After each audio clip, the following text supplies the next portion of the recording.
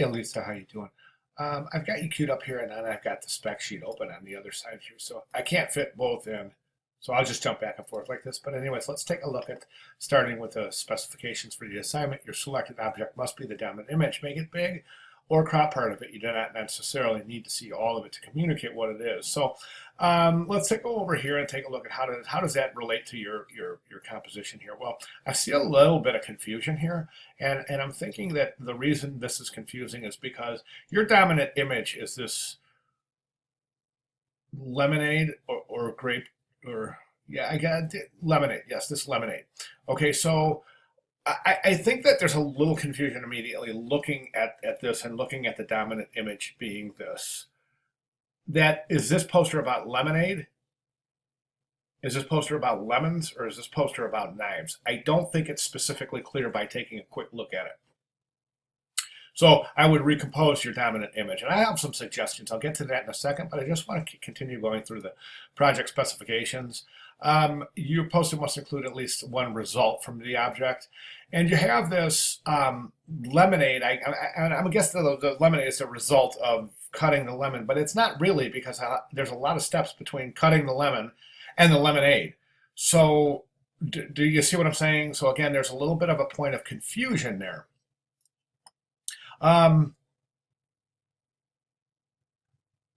Poster must have two components from your selected object. So we have this thing here, and how many components are there in a knife?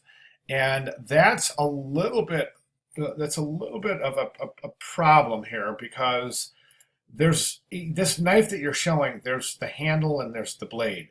So there's not really that many components of a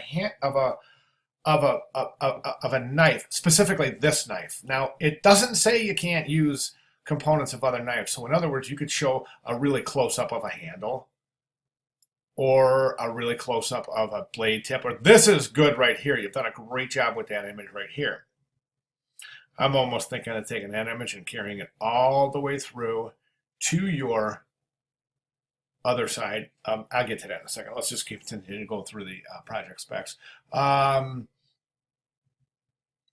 the two components, your poster must include one paragraph of text. Yes, you got that. Great. You got the phrase design in everyday life, and include some small caption. You got that. Okay, so in the project specs, we have this one spec here it's called this. You must use a grid, number 8.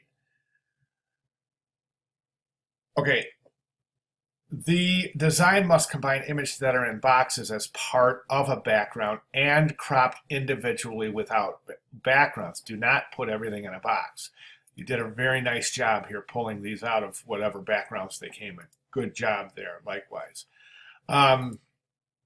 You must use a grid. Okay, is there a grid here? I don't know. It's hard to tell. I don't think there is. And I think students are really reluctant to use a grid, and I'm puzzled. So I really want you to start concentrating on laying a grid over your work and really concentrate on starting to use it to your advantage. Moving on from here, what I have a couple of suggestions. I don't think this is a good image to use for this piece. I think it's just it's just kind of diluting. No pun intended. It's kind of diluting the message. So let's think of a different image for that. I want to talk about your typography first before we continue with image. What did we learn? Okay, look at the space between your D and your E. That's pretty big. You have some other kerning issues right here between your D and your A, but mostly your kerning's okay there. But this leading there's a big, huge gap between these two, almost forcing them to look like two unrelated items. So I would revisit that relationship there. Based on the size of your poster, 15 inches by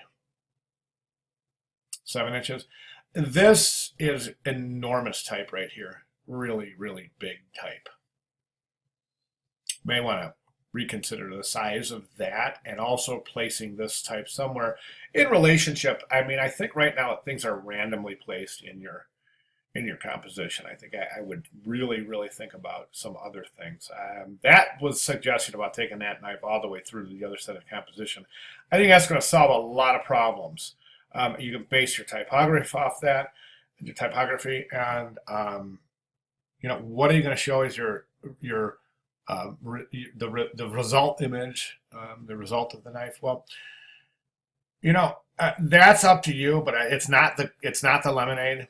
But I do want to show you. I want to draw your attention. So I did a little bit of research on the side here just to try to help you out with your project. And let me show you what I came up with here. I've got some images of where am I? Here we are. Okay, I just looked at these, and you think of a knife and you think of this slashing, right? And I think that one of the things that was done in this piece here, and these pieces I'm going to show you, is that they've created this slashing typography that fits so well with the concept. And I think that's something that's just begging to be done in your work. Let me show you another example. Here's another example. Look, that's kind of, see if we can shoot in. That's got a really crappy resolution, but okay, see that slashing. Let me see if we can find another one. Here's another typography. Look at the slash through the, this one's more. But you get the idea of this slashing kind of typography. I think right here is probably the best example. And this is a really beautiful, very well done poster, by the way. So that's interesting. You might get some ideas from that. And good typography, great grid use, broken grid right here, but that's okay because it's just really creating the movement that we need in this piece.